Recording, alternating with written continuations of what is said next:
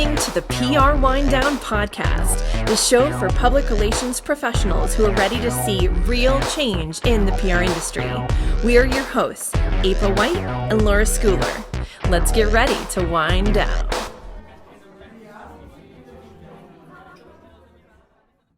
So we'd like to talk about our PR news of the week. So Trump posted an unedited 60 Minutes interview before it aired. Laura, what do you think about this? I only saw a little bit of it because I was watching a newscast on it, but I haven't seen it itself. Whatever, okay. Dude. Everything he does is for TV's sake, to get viewers. He had his own TV show, and before that, there's stories that he used to do his own PR, that he would call newspapers and pretend he was a publicist, but he was talking about himself. So I didn't know that. That's amazing. Yeah, but I mean, like back in the day, yeah. He'd be like, you should do a story on Donald Trump. Meanwhile, it was Donald Trump saying you should do a story on Donald Trump. I mean, that voice is not easy to disguise. Right. How did he pull that off? I don't know if it's true or not, but I wouldn't be that surprised. So, but anyway, then with The Apprentice and all of that, I mean, he knows how to get viewers, and he's a PR machine. So he doesn't actually give a crap if he's right or wrong, or Leslie Stahl is right or wrong. He doesn't care about right and wrong. He cares about getting people to watch him. But that's all this is about. And that's all any of this is about. So I don't even know if I can talk about it, because that's my answer to every question that you're going to ask me about it. All right. So for our listeners, let's dive into it a tiny bit more. So apparently I had seen the news story previously that he hadn't finished the interview. He had gotten up and left in the middle of it and said, I think you have enough material. He was supposed to come back and do a piece where he'd be appearing with Biden, right? So I heard he was supposed to do a walkthrough of the White House. That didn't happen because he left. Okay, so we don't know exactly what was supposed to happen, but we do know something else was supposed to happen. Something else was supposed to happen. He left. They were worried he'd release it, which of course means, of course, he's going to. Right. The video was released Thursday, and it showed an increasingly agitated president. Well, according to the article, that sounds a little bit biased, but where Leslie Stahl was essentially, she was asking questions on coronavirus, healthcare, and social media, and then he abruptly ended the session. I mean, what's interesting is this is not the first time that somebody's done this. Obviously, this is not he didn't write the playbook on this. This has been done. I remember seeing a story about Alex Jones doing this when he was getting up and leaving. No. Publishing the unedited version of an interview before it actually went out, so that it wouldn't be biased. Now, on the one hand, it is sort of a smart technique if you know that you're not a media darling and that you're probably going to have things taken out of context, which the media tends to do, especially if they have a vendetta against you. Yeah. So if you have the impression that the media has a vendetta against you, and they're going to be picking and choosing sound bites and things according to what story they're trying to tell instead of what your answers are, it's actually kind of brilliant. Right. I know that's probably not a popular No, that's what I'm saying. But it's it's quite a smart move, to be honest. I mean, it's like you get out ahead of it. That way you're doing the framing. You don't wait for somebody else to frame it for you. And there's obviously a two-way street here, where if you get to see what makes the media not look great, well, then it's doing to them kind of what they are doing to you on the other side. So I think it's kind of a tactic that should be reserved for rare incidents, because if you do that all the time. Like, you mean when you're about to lose a presidential election, maybe? I mean, and you also can't do it if you're just an ordinary person. I mean, you gotta burn bridges with the media, but if all the media wants to do is gut you anyway, right, then you have nothing to lose. So why not, So if we're not debating if he's a good guy or if he was right or wrong or whatever. That's not what this is about. It's about the PR aspects and the TV aspects. I mean, I used to say the same thing about Michael Bloomberg when he was the mayor of New York. I thought he was a great politician. I rarely agreed with what he wanted to do, but he was a great politician. You can say that somebody's good or effective in what they do, even if you hate what they do, but you could say they're good at it. So like I said, Donald Trump is entertaining. Yeah. The word entertaining is not necessarily a positive word. I mean, Trump could be a stand-up comedian, and a lot of people say he does a stand-up act. I mean, that's... And the thing that I love the most is that Sacha Baron Cohen has gotten the better of Donald Trump. He's the almost maybe the only person. Maybe Ricky Gervais could get the better of him too. But I swear to God, these guys are competing to who's gonna one up the other. They're instead of a break dance, you break dance each other or break off. They're stand-up comedian each other off in front of the world. Right. The best stage in the world. Yeah, I agree with you. And I know you hate Ben Shapiro, but I did hear him say recently something I think you would agree with, which is that he was talking about how the media is so mad that Trump is like this, but he's like, the media made this possible. It's the media's fault that they created. They keep putting every soundbite he puts out there. Right. Well, they created a universe in which it's all about the most outlandish and outrageous, and everything gets reported on, and it's all about hysteria and making people upset and entertainment and op-eds and so he was basically like, it's a product of what the media created. And how dare you? They've made a you Frankenstein. Have to do it. Right. They're like, I hate this Frankenstein. It's like, you made the Frankenstein. I don't know what to tell you. Right. You can't create this and then tell people, well, but you can only do it if you say what we want you to say, or you could be funny in a certain way. 60 Minutes was just another example of everything else. So yeah, the media creates and the media feed, and it's this big, it's a big cyclone. Yeah. Okay. Okay, that's enough about that. Let's get into the next thing. Okay, so today on the PR Wind Down, we're welcoming Jon Kasle. He's a PR veteran who has led communications teams in-house as well as at various agencies. Just as some background, his career is centered on positioning tech companies and creating programs that advance as well as protect their brands, stocks, products, and leaders. We're so excited to have you. So Jon, well, first thing I want to say is I'm pretty sure I met you 100 years ago, and I know I interviewed for a job at MSL. You didn't hire me, and I'm pretty sure... Was it me? I'm pretty sure I met you and other people. But MSL ended up working for me at PwC for a little while. Well, Laura, look, you won't be the first and you won't be the last that will accuse me of not very good. And where are you now? I live in Tucson, and I kind of split my time between here and Boston. I've been out here for about 7 years, and I worked leading communications at Raytheon here at their biggest business prior to the acquisition by United Technologies earlier this year. And then I've been happily consulting and taking a look at things ever since. So really happy to speak with both of you today. Awesome. We're honored to have somebody of your caliber on here. So this is exciting. So Jon, I know that we were going to talk about brand stewardship in turbulent times, because I don't know that, at least in my career, and I'll let you chime in here because you actually have some years on me, I've never seen anything quite so crazy in terms of the landscape where public relations is concerned, and how you have to be both mindful of the minefields and also figure out how you can weave your way into it carefully without being off brand or without putting the brand in jeopardy. Yeah, right. I mean, everything seems to be in flux at once. I mean, I'm sure we're all feeling this way. You have political schism, you have the pandemic, isolating people, closing borders, curtailing international travel. You have racial tension. You have substantial layoffs of workers on the one hand, and also the redistribution and transition of existing workforces to remote work. I mean, it's hard, to your point, it's hard to recall a time when so much was facing society all at once. So in your opinion, what's the best way for brands to both optimize for this time period? I don't want to say take advantage of it, because it's not really something that's appropriate and or possible, quite frankly. Right. But how do you navigate these times and make sure that the brand you're being the best steward of the brand that you're working for, whether you're in-house leading the brand or whether you're a PR agency that's tasked with doing it externally as a helping hand? Right. I mean, I think to your point, you have to frame opportunism in the right way here. I mean, I think it first starts with the mindset, April. Some are looking forward to a return to normalcy.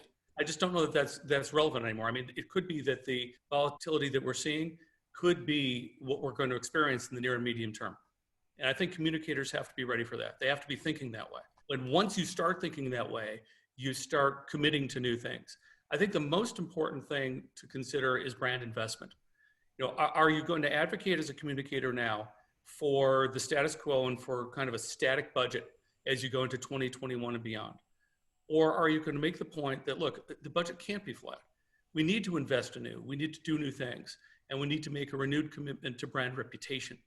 And I think that's where the brand steward separates his or herself from others who might not be able or have the opportunity to make that call. And I know it's not easy. I mean, because communicators are coming to work and they have directors. Or they're not. or not. Right. Actually going to work, right?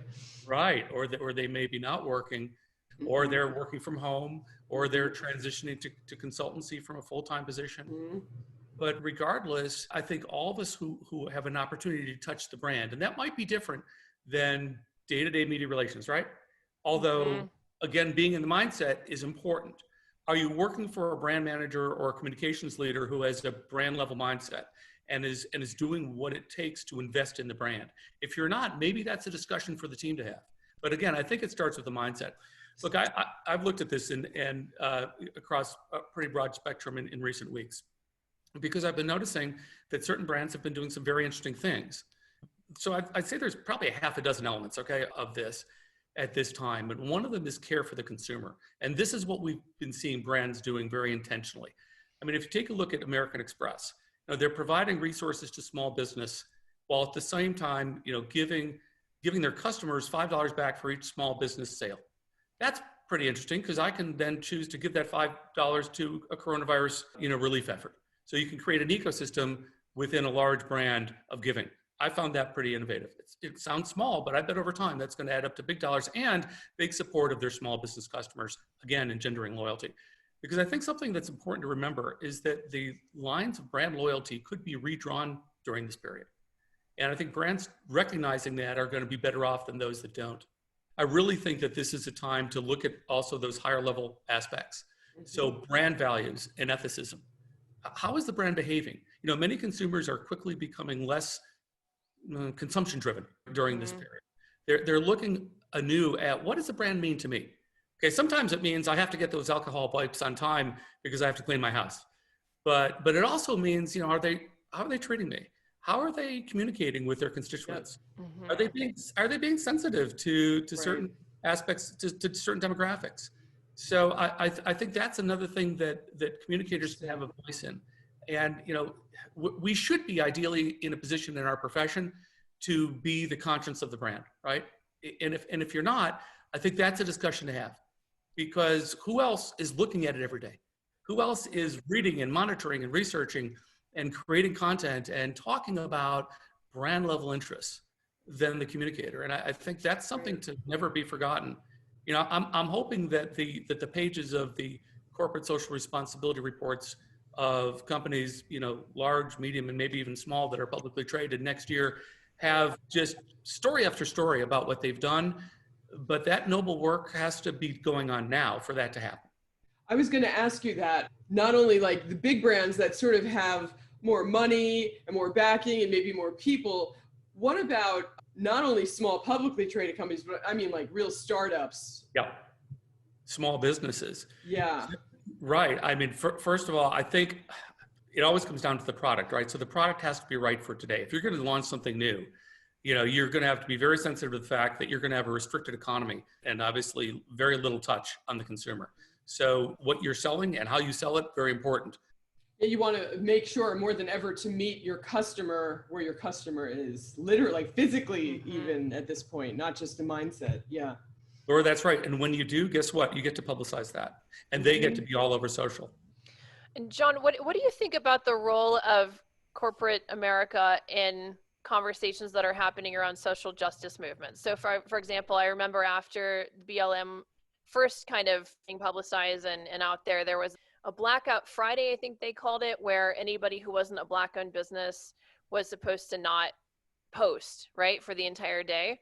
Mm-hmm. And there was even some questions among our clients, well, should we post in support of it? That particular example was an interesting one, because if you're not a Black owned business and you're putting something like you're supporting for Blackout Friday, aren't you by nature actually kind of going against what it's all about, right? You're posting, like spamming the hashtag, it's like, or whatever. I'm not posting today, but I'm just posting this. It's like, well, right. You're still and you are posting, right. But you're posting. So that's a funny example, but it was a recent one that came to mind, and I thought I'd love to hear your thoughts on how you would talk a brand through whether it's right for them to participate or not based on their brand values. Well, the first thing I would ask is if the brand had any kind of scheduled event or launch or something, does it have a Black spokesperson that it could put to use? I mean, to me, this comes from a business standpoint and a brand standpoint. This comes back to championing diversity and diversity of thought and having people in place who don't just look like me, right? Mm-hmm. And so that's really important. I'd love to see jobs, VP of communications, director of communications, in-house, chief spokesperson for a company. Great. What happens when I shouldn't be the chief spokesperson for the company? So I think that's one thing to think about. Wait, what? When you're not the appropriate representative at that, depending on the content, right? Message, right? Right. And organizations should be thinking these things through. Mm-hmm. I mean, it goes beyond having a diverse board and a diverse leadership team. It really gets down to what are you about as a business, and do you practice diversity of thought or not? Do you go out of your way to champion the hiring of minorities and women?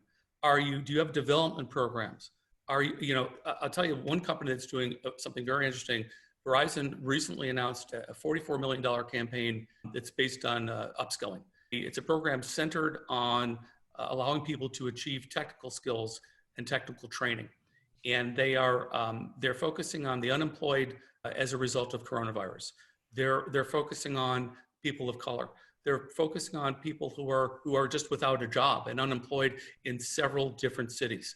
And they're offering these people a priority admission advantage to be able to take advantage of technical training. I think that's a brand that understands what it's all about. They want a diverse workforce and they're willing to invest in it. And something tells me that if they were to, launch on the day that, you were talking about, April, that would have been okay, because they're a brand that gets it anyway, right? Mm-hmm. I think it really comes down to understanding your brand's position, but really committing to having stories about diversity and ensuring that your policies are paying off on that, so that the employee experience and the customer experience are true to what you promised them. Mm-hmm. And so what did you think recently when there were all these brands putting pressure on Facebook for not doing a better job of fact checking and curating things, and so they pulled all their ad dollars? I don't know if you remember, that was a pretty big deal maybe 2 months ago, 3 months ago. I can't remember, it's all blurring together, but a little while back. Look, this is a lightning rod issue. I get that. And a lot of people believe that it should be a free exchange of ideas and that nothing should be censored and everybody should have their say and there should be no go backs. It depends on your brand values and on how you define ethics. Hopefully social media leaders can start looking at those aspects just as intently as more mature industries have over the years. Right. Notice I didn't take sides. You did so well. I'm impressed. You'd think that you'd been in PR for years. Yeah. And I'm sure that's going to be the reaction to that answer on my part. The guy's obviously a PR guy. But, okay, fine, guilty as charged. But the fact of the matter is that those channels really haven't looked at this until recently. But what's interesting is that events, particularly this year, have caused them to do more. And I think that's a good thing. Personally, I think it's a good thing. Have you been thinking about these issues, for years? I think a lot of people are like, oh, what now? All you guys, this should have been part of the plan decades and decades ago, right? Yeah, that's true. I have, and I've been working in these issues, particularly in diversity, and particularly supporting STEM education and the advancement of women and people of color. So yes, I have some experience in the area, and what I've learned from that experience, to your point, it's not of the moment; it's all the time. Right. And forever.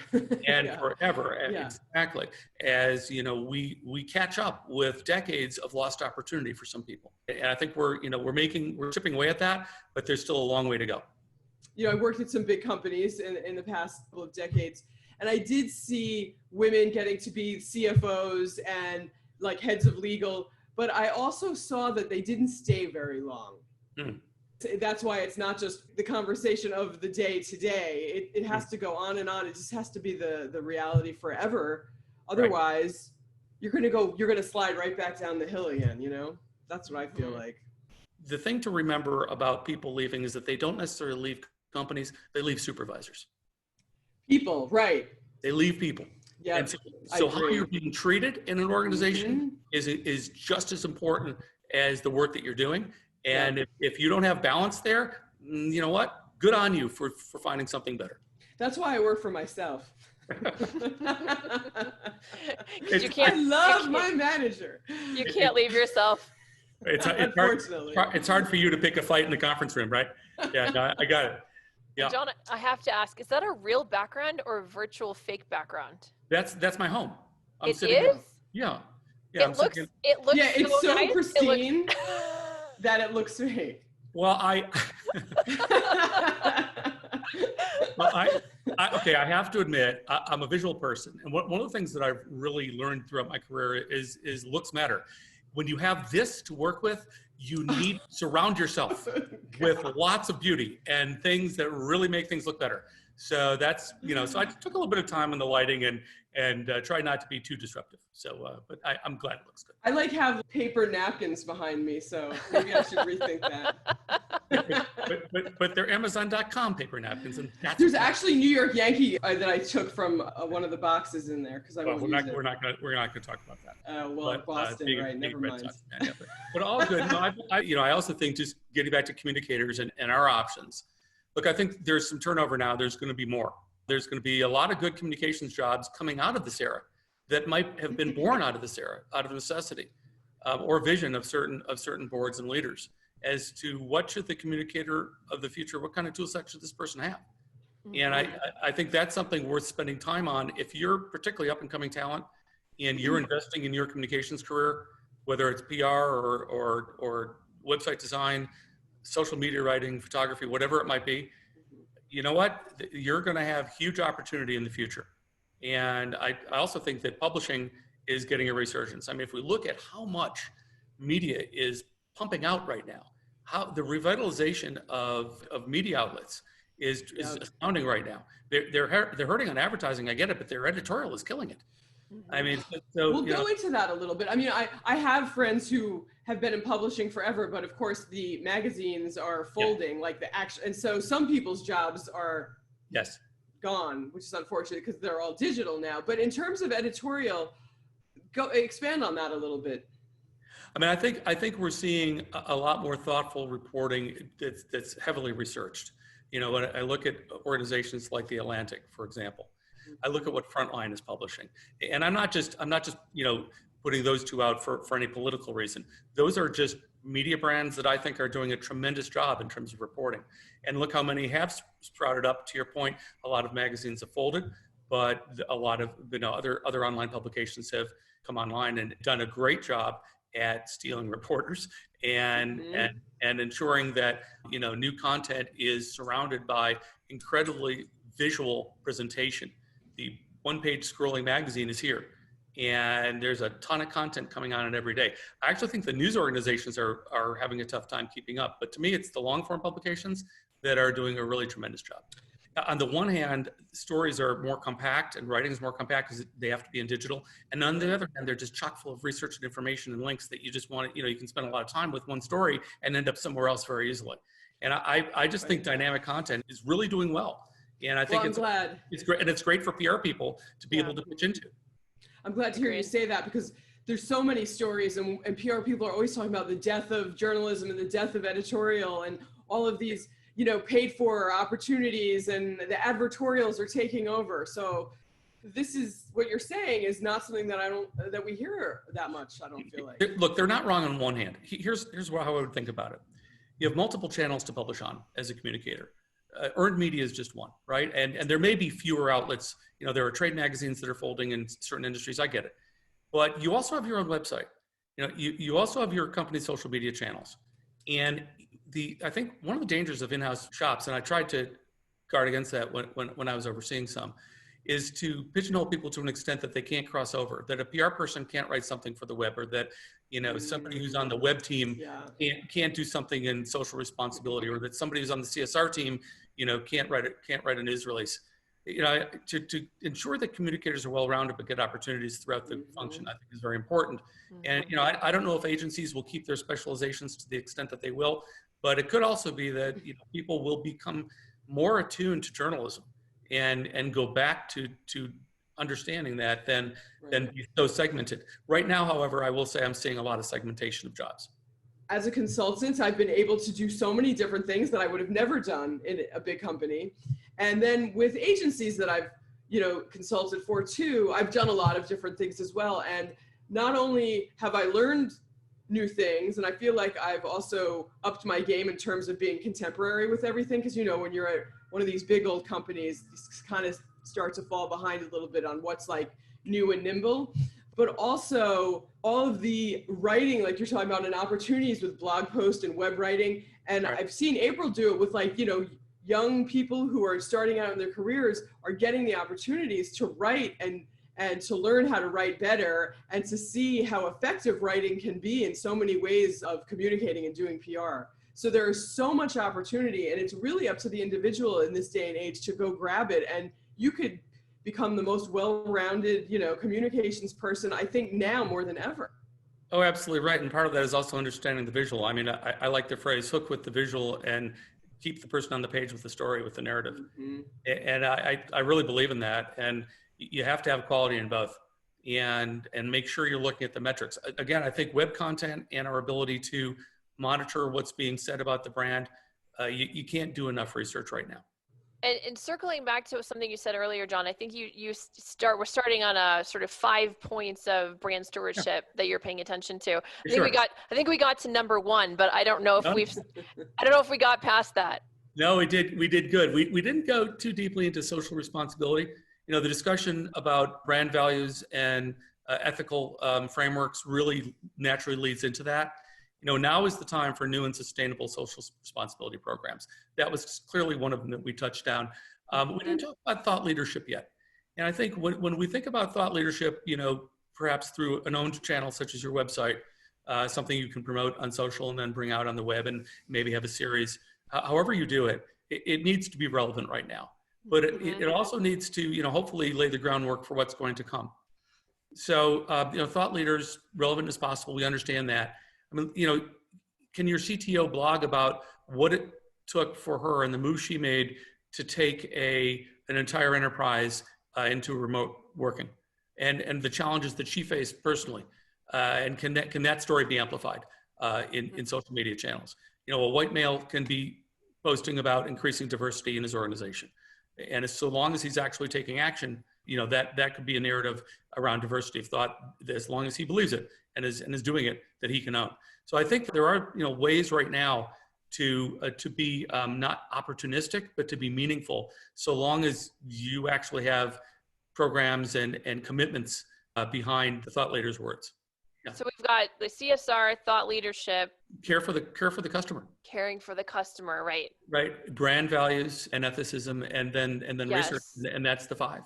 Yeah. And I think that package, if you can take a look at your brand through that lens, I would urge any organization, including agencies who are doing work in brand management and brand leadership, to go deep into this right now. It would just be a shame if some of the leading brands or up and coming brands, or Laura, to your earlier point, upstart brands missed an opportunity to establish a foundation during a period when they may have limited economic and financial opportunity, but that's going to change. Right. And the window is now to, yeah.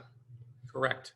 As somebody who's really wanted to bring talent up through our field and has invested a lot of time in that, sponsoring people for advancement, sponsoring development, I've always tried to give people a fair shake and look beyond the resume.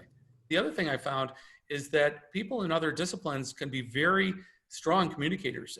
I recently greenlighted the transfer of an engineering professional to a department in communications. Wow.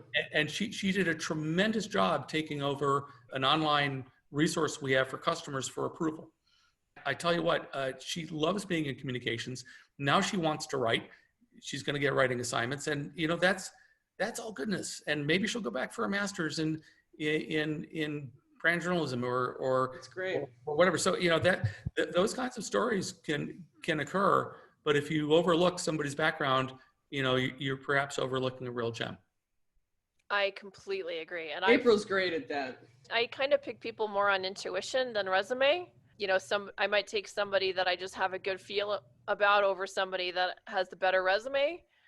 And almost every time it's dynamite. It's like I don't know how this person is so good and their background doesn't, it's like a checkerboard, but for some reason they're incredible. And I think maybe it's because they finally found their calling and they're really into it and they aren't jaded. Sometimes I think people get into PR and they feel like they're stuck there and they just slog it through and then they're doing it because they don't know what else to do. And it shows in the results, right? It's like, but somebody like your engineering woman that decided maybe this is her calling, right? Her heart's in it. She's in it to win it. She's excited. She's excited to go to work or to do the work. Yeah. Well, that's it. I mean, I think if you don't have the passion for this business this field we're in, that's where I would say don't apply. I would rather train somebody up, bring in somebody who doesn't necessarily have all the skills and capabilities I'd want on day one or even year one, but who has a passion for communications and wants to make a career out of it, than somebody who is just, even a killer writer and has a great resume and has already attained, some strong success, but knows it and comes in with, when am I going to get promoted? So do you have any tips for people on how to train individuals that have the eagerness, but not the resume and not the background, into how to make them a killer PR professional? First of all, you have to give them personal time. If you've kind of seen a lot of time in the industry, like I have, it starts with you, and making time for them is important. Listening to them, ensuring that you can work with them on their gap analysis and that you have a documented development plan and agree to it, but, hold them accountable to it. I'm going to give you, take off at 4 o'clock, 3 days a week and go and monitor a certain professor's course. I've already arranged that opportunity for you. You don't have to pay a thing. Do that this semester, and then let's talk halfway through and afterwards. And those kinds of opportunities, just one by one, providing people with opportunity and giving them stretch assignments, even when they might fail the first part of it. Talk to their supervisor. If you're not that supervisor, look, we know he or she's going to fail that first part of that assignment, but here's the framework that we need to show them. And then let's give them that second chance, because I think they're going to knock it out of the park. And when they do, well, you were right. And that feels really good. So I mean, look, there's the development plan, there's continuing education, there's stretch assignments, there's sponsorship. You're really giving your industry the type of longevity that it deserves. Because when people say that journalism is dead or PR is waning, it's just changing. All right, people are going to keep communicating. They're going to have more channels than ever, and they're going to have more opportunities than ever. They just have to find what works for them. But we have to have them too to make that happen. Well, I feel like that was a golden nugget. I don't know if we just have to drop the mic now and walk off, or. Well, look, it's been my pleasure. You guys framed it really well, and I really like your series. And Thank you. You two are great, doing a great job. So thank you so much, Jon. Is there anything that you're working on that you want to? Anything you want to plug? Are you writing poetry? No. Are you painting? Right now, for me, it's a time to help others. And insofar as communicators want to reach out to me, they can find me at my LinkedIn profile and send me a message always. I don't have any news to make. I think largely because there's a lot of news out there already and nobody needs more from me. But, we'll see what 2021 brings. But keep at it. And if your job is interrupted, reach out to, people like April, Laura, and myself and others. This is all about networking during this time. It always is, right? But more than ever, it is now. And guess what? There's a lot of people ready to help. Very good. Well, thank you so much for your time, Jon. This has been awesome. Okay. Thank you both. Okay. We'll reconnect soon. Look forward to it. Take care. Okay. Likewise. Bye. Do the PR pros who know. Go ahead, okay. April. So for the what not to do from PR pros who know, today's don't get so busy with housekeeping tasks during the first month of a new client relationship that you don't generate any news hits. So when you say housekeeping, like what? Like the 90-day plan, the press background or the press kit, getting all the materials together, outlining the assets, making sure that they're all on the drive, doing the messaging. Right. Or media training maybe too, right? Media training, right. So all those things are super important. So you're saying that you can't spend the first month just doing that without actually trying to get media hits if you have in fact been hired to get media hits. Right. Well, one time you said, don't assume that your timeline is the same as your new client's timeline. Right. So I have to admit, this was one of the things that I've had to relearn or learn when I got back into consulting, because I was the in-house person and I'm not super aggressive with my agencies because I remembered what it was like to work at an agency and that it was hard. So and most agencies are super good at being proactive and doing this work for their clients. So I didn't really have to push, but when I started working for myself or helping others, I was sort of like, we got to get all these things done first, and then we can get to the media relations. And especially when you have like small startup clients, no, they're like, what? You've been working for me for a day and a half. Where's my, stories? And it's like, oh, so it was something that I had to be reminded of when I got back into the consulting and agency game. Well, and it is very different if you're with a really big client that's got a big budget and it's a slower moving ship all across the board, and they're a lot more patient in general.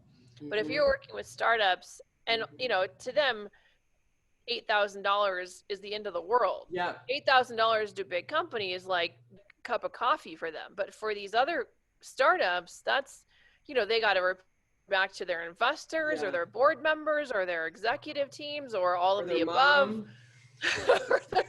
Whoever's giving their money.